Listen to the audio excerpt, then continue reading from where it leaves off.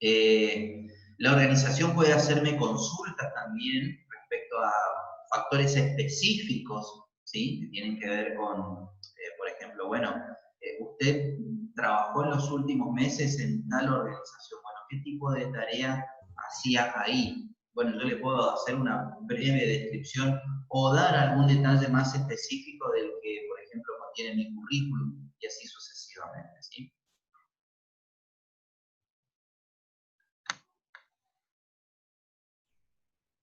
Bien, y otro tipo de organización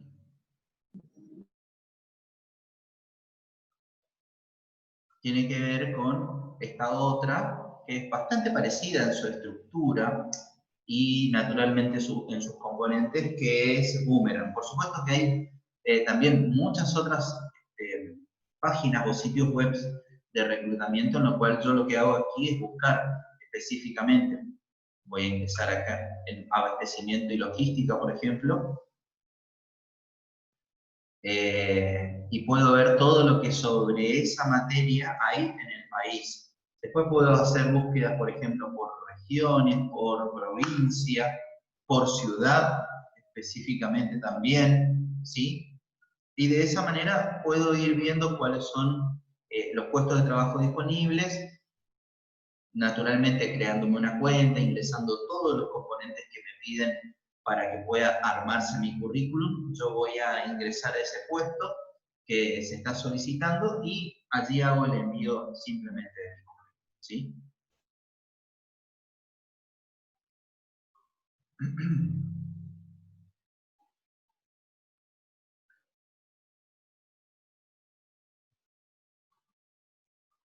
Y otro punto que tiene relación con las técnicas de reclutamiento es recurrir a bancos de datos de organizaciones que posean los mismos. Esto muchas veces se da cuando, por ejemplo, como en el caso del segundo ejemplo que vimos, ¿sí? Las organizaciones que se dedican a hacer reclutamiento, las mismas también pueden recurrir, las mismas también pueden ofrecer, perdón, sus bases de datos a las organizaciones. Esto, por supuesto, se comercializa para que la organización misma sea la que tome ese banco de datos y, por ejemplo, realice determinadas búsquedas, contacte a los posibles postulantes y naturalmente a partir de allí comience todo el proceso de la selección y naturalmente el ingreso de ese recurso humano a la organización, ¿sí? Es decir, lo que hacemos es consultar a alguien que ya tiene resuelta la parte de las personas que pueden presentarse a la organización. Esto de alguna manera lo que también tiene como desventaja es que por supuesto que esa base de datos está circunscrita solo a las personas que forman parte de la misma. Por lo tanto, no podemos estar perdiendo, entre comillas, la posibilidad de que otros candidatos que no están en esa base de datos puedan sumarse a nuestra búsqueda, ¿sí? Por lo tanto, la recomendación que se hace sobre las distintas técnicas es que no se recurra a una, ¿sí?, en detrimento de las otras.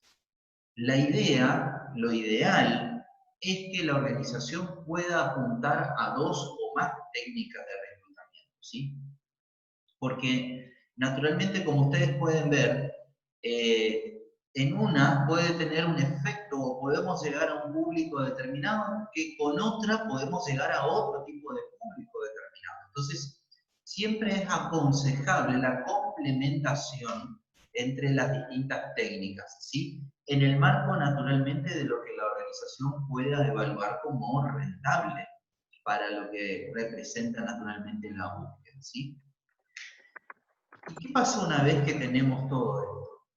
Una vez que nosotros podemos lograr, voy a colocarlo con la presentación total, una vez que nosotros tenemos todo esto, ¿qué sucede? Bueno, a partir de ahí tenemos que empezar a definir, bueno, quiénes serán los que van a ir atravesando el proceso de reclutamiento, luego el de selección y naturalmente el ingreso a la organización. Porque por supuesto que del conjunto, como ustedes pueden ver en la base de la pirámide de candidatos a los cuales nosotros, con las distintas técnicas, pudimos llegar y que efectivamente luego, ¿sí?, se presentaron.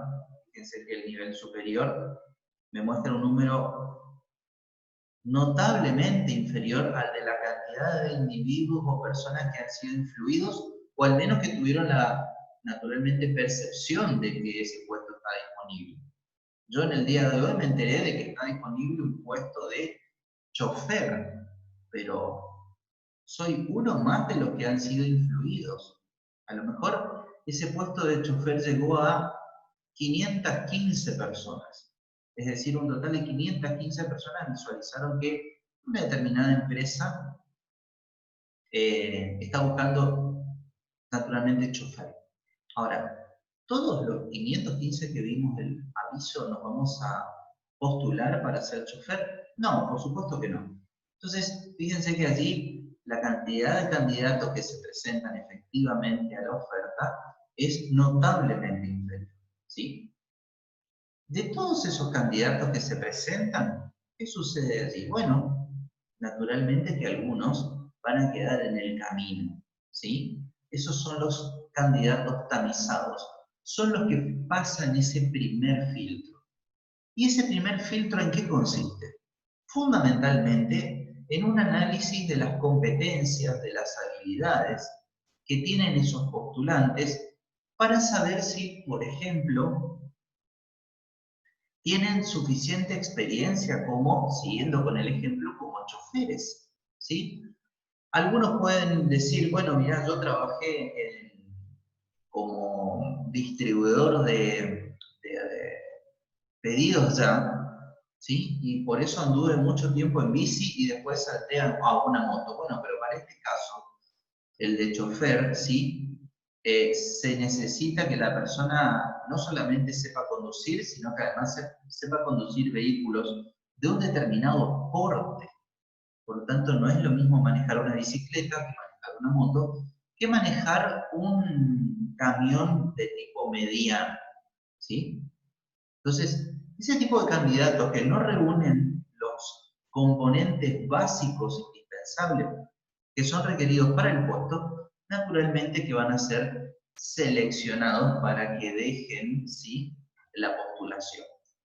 Naturalmente a esos candidatos no puede o no avisárseles de que han sido apartados de la selección, pero usualmente eso no ocurre, ¿sí?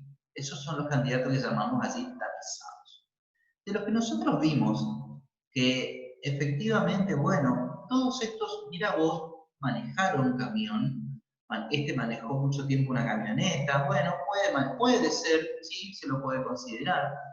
Este ha sido chofer pero de otro tipo de carga a la que nosotros estamos solicitando para este transporte, bueno, también lo podemos considerar. Entonces, esos pasan a ser candidatos entrevistados, ¿sí? Y de esos candidatos entrevistados, por supuesto que también se va a ver reducido el número de candidatos que efectivamente van a lograr lo que la organización quiere hacia el camino final que significa la selección, ¿sí? ¿Vamos hasta acá? Sí, profe. Profe, dijo que no se pudo conectar, que no le permite. ¿Quién, perdón? No le deja entrar desde el celu, ni desde la compu, no le deja conectarse de nuevo al Zoom Perdón, ¿de quién me estás hablando? No te escuché. de Lucas. Lucas, gracias. Pidió que le avisemos. Gracias, Agustina. Bien. Entonces, ¿la selección en qué va a consistir? Así como el reclutamiento dijimos que consiste en un conjunto de técnicas para atraer la mayor cantidad de individuos a la búsqueda laboral que realiza la organización, la selección, fíjense que termina siendo, si bien estamos hablando del mismo proceso, efectivamente lo contrario. De todos esos que llegaron, ahora tenemos que decir quién o quiénes, si son más de uno los que están buscando, serán los que efectivamente van a quedar dentro de la organización. Entonces, la identificación de aquel postulante con las mayores habilidades y aptitudes, ¿sí?, para el puesto de trabajo es el que la organización va a terminar decidiendo que efectivamente ingrese dentro de la misma. Entonces, ¿qué tipo de características se evalúan? Bueno, se pueden evaluar, y esto va a tener que ver naturalmente con el tipo de puesto de trabajo que hay que cubrir, distintos tipos de características sobre el individuo, ¿sí? Aquí están representadas básicamente en 4. Por supuesto que en este sentido, como decía, no va a ser lo mismo, y ahora al final vamos a ver, hacer un breve ejemplo. Seleccionar un vendedor, ¿sí?, para una organización, que seleccionar un gerente para la misma organización. Por un lado tenemos la ejecución de la tarea. Entonces, ¿qué es lo que hacemos? Bueno, lo sometemos al candidato, ¿no es cierto?, a que realice una práctica laboral reducida para que demuestre qué capacidades, qué habilidades, qué competencias tiene para hacer esa tarea. Imagínense por un momento un ejemplo desastroso, ¿sí?, que están pidiendo cocinero para una empresa gastronómica y yo, como estoy sin trabajo, quien les está hablando, me voy y me presento, ¿sí? El desastre que yo podría llegar a hacer en esa cocina es de magnitudes realmente astronómicas, ¿sí? Entonces, por supuesto que el hecho de que yo ejecute esa tarea me va a llevar a mí y naturalmente a la organización, por supuesto, a determinar que no tengo las habilidades para ser cocinero. Por más que yo diga en mi currículum que trabajé como cocinero, que sé cocinar muy bien, etcétera, etcétera, etcétera, ¿sí? ¿Qué es lo que se hace acá? Bueno, un análisis de la inteligencia en general y sobre los conocimientos en general del individuo, ¿sí? ¿Cómo presta atención a los detalles? Acá ustedes van a ver en determinadas búsquedas laborales que dice, por ejemplo, criterio analítico, ¿sí?, o criterio en el detalle. Bueno, ese tipo de apreciaciones tienen que ver con esto, con que el individuo sepa hacer en una tarea, ¿sí?, o pueda prestar en esa tarea la suficiente atención y pueda detectar con suficiente inteligencia los detalles de esa tarea para identificar los errores que en la misma puede estar, en la misma se puede estar sucediendo. Por supuesto, aptitud numérica, dependiendo naturalmente en una cocina, por ejemplo, la aptitud numérica tendrá que ver con la capacidad para identificar los pesos y medidas de las materias e insumos, de las materias, digo bien, de las materias primas y los insumos que se utilizan, ¿sí?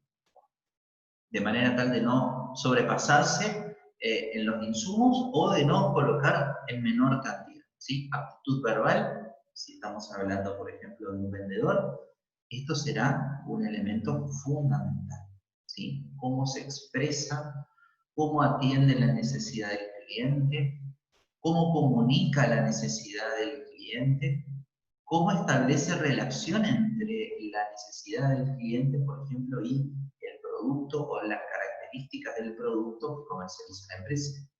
Actitud espacial, manejo de lo que significa el entorno, ¿sí? Por ejemplo, no invadir suficientemente el espacio de otro, manejo del espacio que significa por ejemplo, el showroom, donde están los productos que comercializa la empresa, cómo se mueve dentro de ese sector en donde están los diferentes productos, cómo accede a los distintos productos, y razonamiento de tipo inductivo o deductivo. Esto funciona que si queremos analizar un objeto desde lo particular e ir hacia lo general, o bien hacer un razonamiento desde lo general hacia lo particular, ¿sí?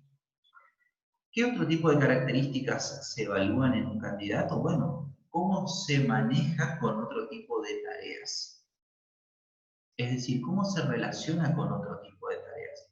tiene una visión amplia, es decir, entiende que lo suyo estrictamente no es lo único que se hace en la empresa, comprende con claridad que hay otros sectores, hay otras personas, hay otras tareas que se realizan también en la organización y son tan o más importantes que las que él realiza.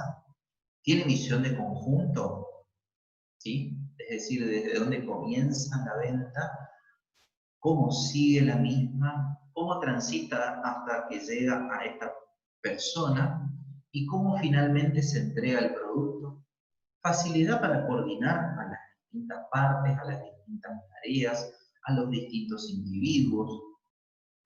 Integración, naturalmente, espíritu de integración, de colaboración y sobre todo de coordinación con otros sectores, e iniciativa propia para plantear sus naturalmente, propios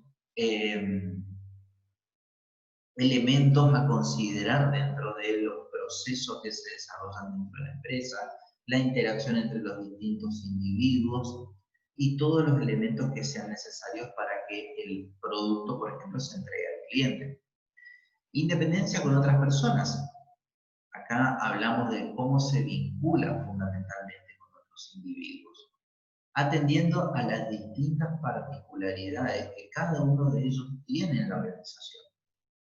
Cuando ingresamos al aula virtual el día de hoy, los dos primeros alumnos que ingresaron me dijeron, los saludé y me dijeron, profe, recién vengo de trabajar.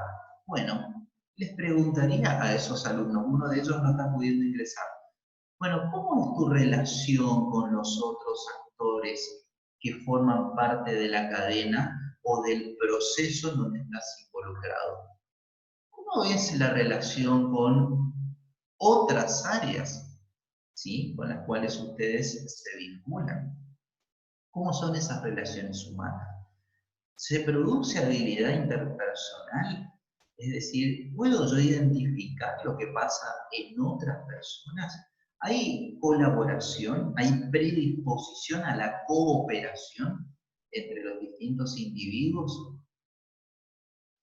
¿Hay liderazgo entre los distintos actores que forman parte de una misma área y así también entre distintas áreas? ¿Cómo son los procesos de comunicación? ¿Se dan de manera fluida? Bueno, todo eso representa la interdependencia con otras personas, más allá de las tareas específicas que hacemos. Y va mucho más allá del llevarse bien o llevarse mal con alguien, que es algo que puede suceder en una organización, ¿sí? Pero la interdependencia con otras personas se trata también de analizar el clima de la organización, se trata de analizar la cultura de la organización, se trata de analizar cómo los distintos tipos de conflictos afloran en la organización y cómo los distintos tipos de conflictos también se resuelven dentro de la organización, ¿sí?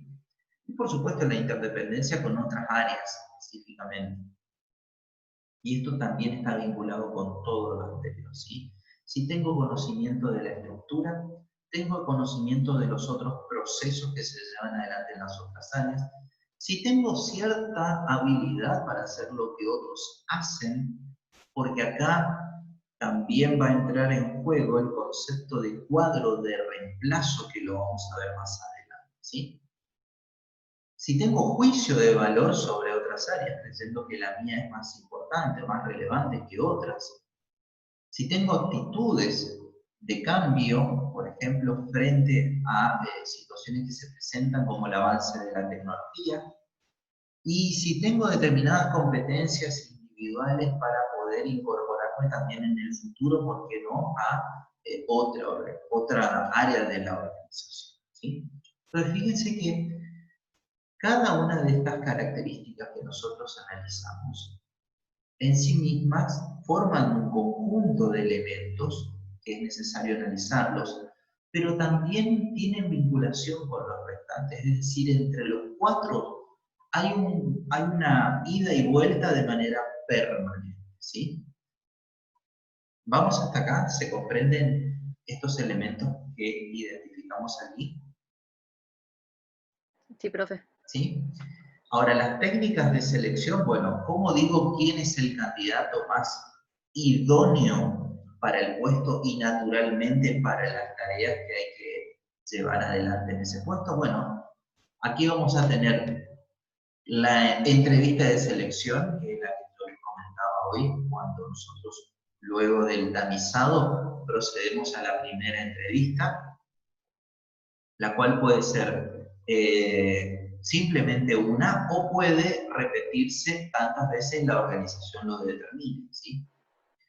En este sentido, la entrevista puede tener un esquema dirigido, es decir, el entrevistador puede tener ya predeterminado el conjunto de preguntas que se espera realizar al entrevistado, o puede ser de tipo libre, es decir, el entrevistador no tiene estructuradas las preguntas que va a hacer al entrevistado, ¿sí? Por otro lado también, si va a tener medios o registros de identificación de las respuestas que dé el entrevistado, o bien simplemente va a dejar como soporte algún otro aspecto que, por ejemplo, el entrevistador maneje de manera paralela como un registro fílmico, ¿sí? Por ejemplo. Es decir, que la entrevista está siendo grabada, ¿sí? En ese momento. Como decíamos, entonces también conocimientos específicos, tanto específicos como generales. Y aquí, por supuesto, también van a entrar en juego lo que significan las características del puesto de trabajo a cubrir, ¿sí? Entonces, los conocimientos que se pueden requerir pueden ser de tipo general o de tipo específico.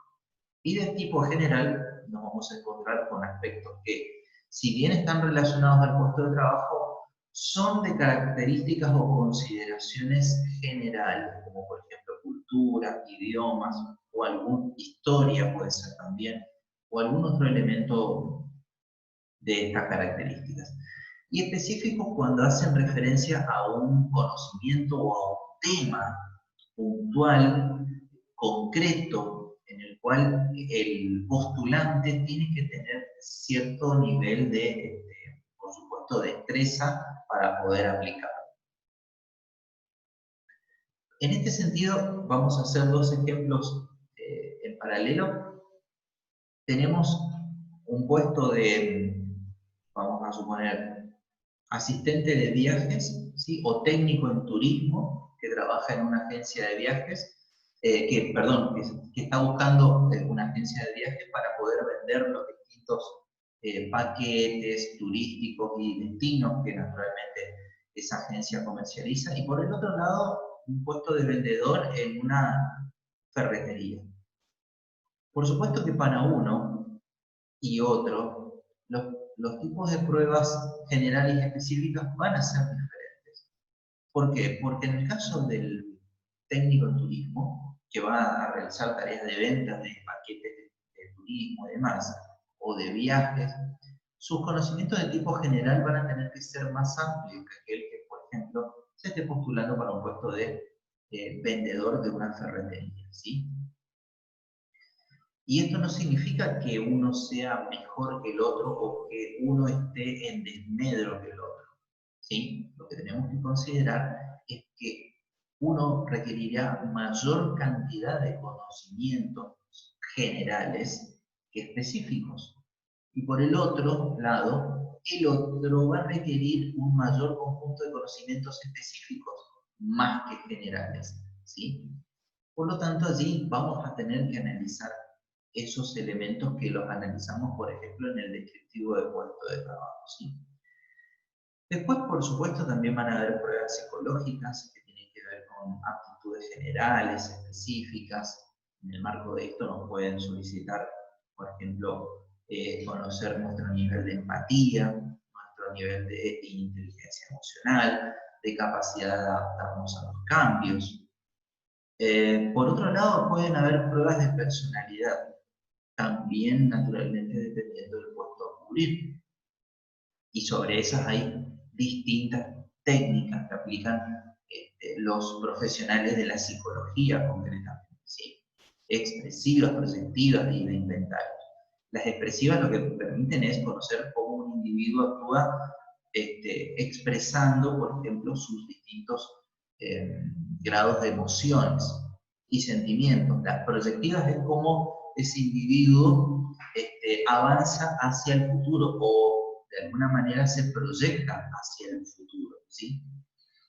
O proyecta sobre determinados elementos o componentes que pueden representar parte de la evaluación, es decir, qué consideraciones hace sobre determinadas situaciones que se plantean, por ejemplo, desde mi puesto de trabajo.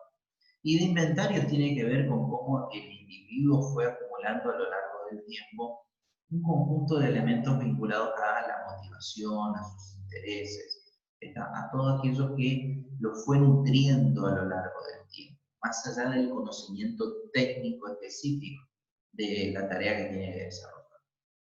Y también otro tipo de técnicas que pueden ser de simulación, es decir, de poner al individuo frente a una situación concreta. Y en este caso tenemos técnicas de psicograma que tienen que ver con lo que se conoce también como técnicas de teatro, ¿sí?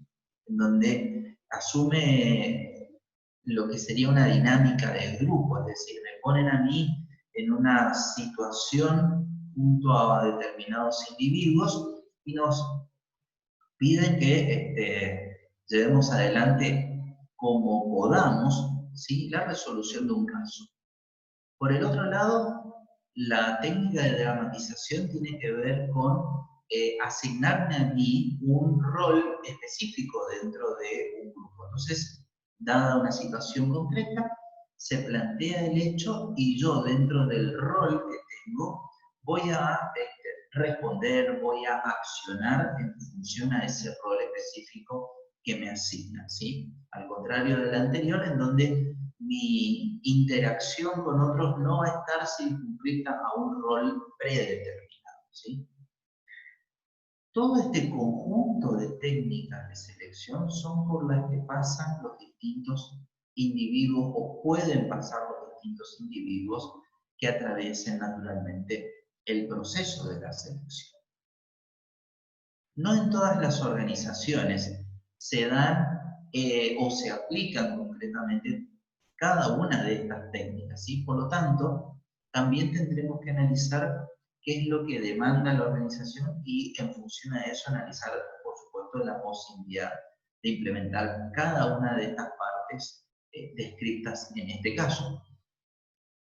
Cuando la organización naturalmente convoca a puestos más jerárquicos o de mayor jerarquía dentro de la organización, por supuesto que el proceso de la técnica de selección se va a tender a ser más compleja, ¿sí? ¿Por qué? Porque hay mayor necesidad por parte de la organización de conocer con mayor profundidad al candidato o a los candidatos que se están presentando para esos puestos de trabajo, ¿sí? Cuando estamos hablando de puestos de menor responsabilidad o los niveles o de los niveles más operativos de la organización, allí es donde la organización va a tender a reducir, ¿sí?, el conjunto de actividades que se ve adelante, naturalmente, en las técnicas de selección, ¿sí?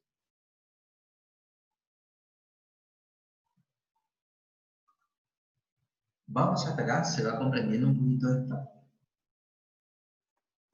Sí, profe. Sí. Sí, profe. Entonces, ¿en qué consiste este resultado final, fundamentalmente? Bueno, va a consistir en la solicitud de empleo, como dijimos, y ¿cuáles pueden ser las razones del rechazo? Las calificaciones insuficientes.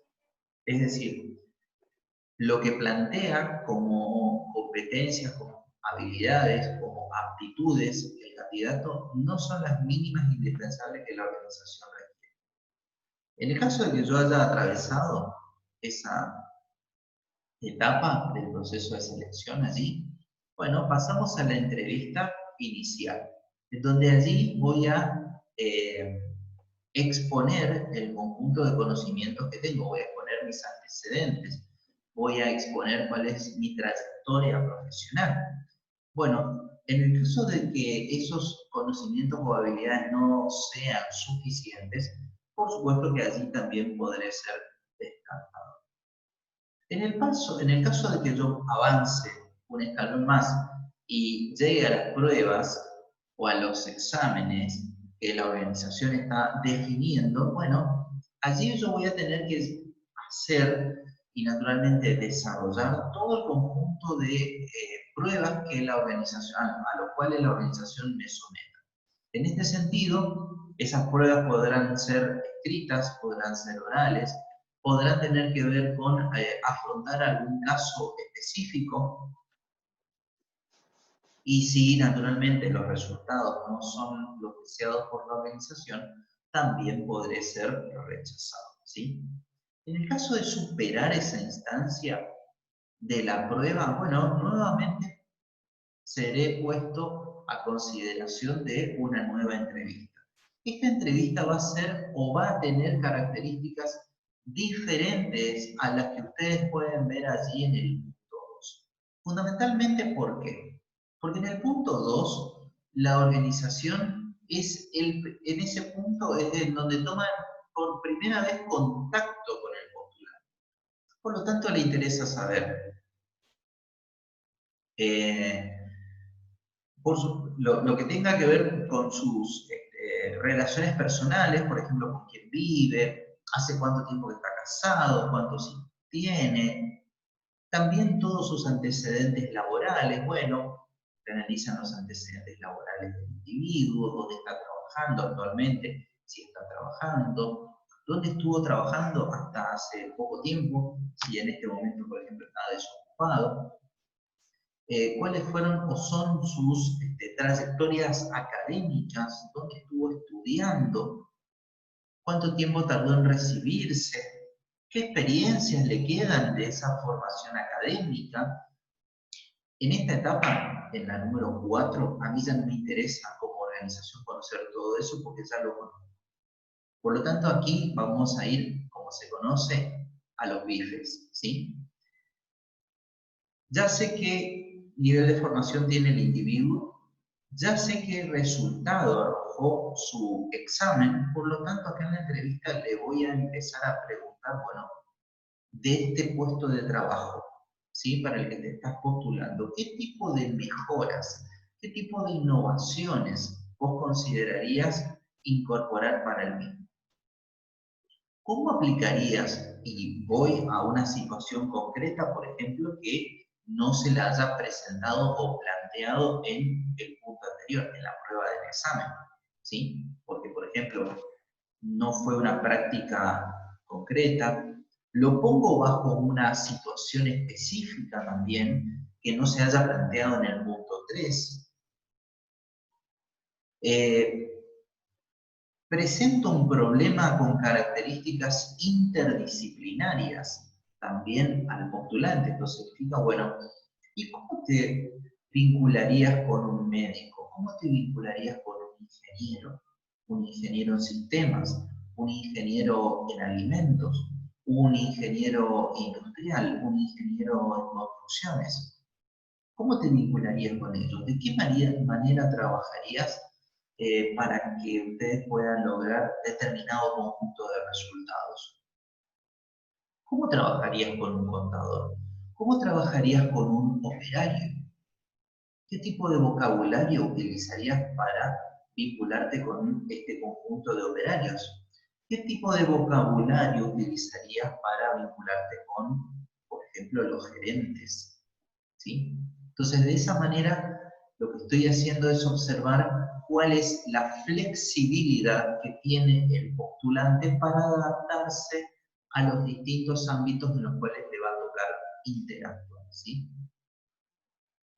Allí, el motivo de su rechazo puede tener que ver, como dice, con un comportamiento o actitud poco aconsejable. Si enfrenta un problema o está enfrentando un problema y tiene determinadas reacciones ante ese problema que lo llevan a perder la cordura, ¿sí? O perder la razón incluso. Puede ser que esa persona sea muy inteligente, puede ser que esa persona esté muy preparada, que desde el punto de vista técnico conozca perfectamente cómo hacer la tarea. Pero si tiene un conjunto de elementos emocionales que no le permiten mantener el equilibrio ante situaciones extremas o situaciones de mucha tensión, naturalmente que eso puede provocar que su contratación sea poco aconsejable, ¿sí? Una vez que ya dentro de esto hemos atravesado y ya definido quién es el candidato o quiénes son los candidatos, si es que hay más de uno para ocupar el mismo puesto, bueno, puede definir incluso la instancia del examen médico, ¿sí? En donde allí puede aparecer algún tipo de incapacidad para realizar la tarea por parte del trabajador que efectivamente la organización, o bien por una recomendación de las normas legales, o bien porque la organización lo considera, puede ser incluso descartado, ¿sí? Si entre dos candidatos tengo que tomar al que es más, a uno que tiene diabetes, tengo que considerar, perdón, entre uno que tiene, vamos a decirlo, diabetes o algún tipo de enfermedad específica que tiene o requiere un tratamiento prolongado, ¿sí? Y aquel que no lo tiene, bueno, la organización podrá elegir entre quiénes de los dos, porque no necesariamente va a descartar a aquel que tiene una enfermedad como diabetes, por ejemplo. Todo lo contrario, puede resultar un punto favorable porque la organización puede decir, bueno, yo voy a elegir a aquella que tiene una enfermedad preexistente porque eso tiene consecuencias desde el punto de vista emocional por la valoración que hace esa persona respecto a su carga personal producto de la enfermedad, ¿sí? Por supuesto que esto no en todos los puestos de trabajo va a ser posible de analizar o de evaluar, pero en aquellos que sí, naturalmente, pueden hacer este análisis, ¿sí? Y por supuesto eso va a llevar a la decisión final, ¿sí? A decir, bueno, ¿con qué trabajador efectivamente me quedo? ¿Sí? Y a partir de allí empezar todo el conjunto de actividades que van a corresponder a la unidad número 3 y que van a tener que ver, por supuesto, con el trabajador ya estando dentro de la organización. A partir de ese momento de que el trabajador ingresa a la organización, se van a producir una serie de ajustes dentro de la misma que van a tener que ver con cómo el trabajador se presenta, ¿sí?, dentro de la organización. Esto, por supuesto, acompañado de las autoridades de la organización y en base también a lo que el propio trabajador lleve adelante como estrategia para insertarse dentro de la organización, ¿sí? Hasta ahora, y hasta aquí, hasta este punto, el trabajador solamente tuvo relación con los reclutadores y directivos de la organización. A partir del día 3, empezará toda una actividad en la cual el trabajador ya formará parte de la organización, ¿sí? Y ese formar parte